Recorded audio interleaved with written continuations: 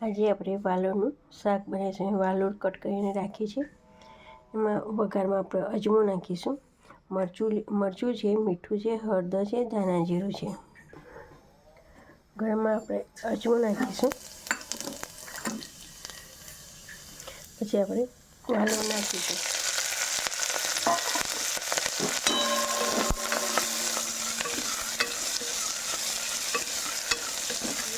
Mix કરીશું.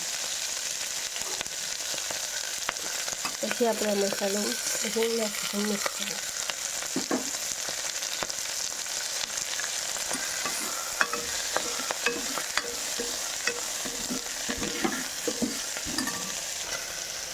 હવે અંદર આપણે થોડું પાણી નાખીશું.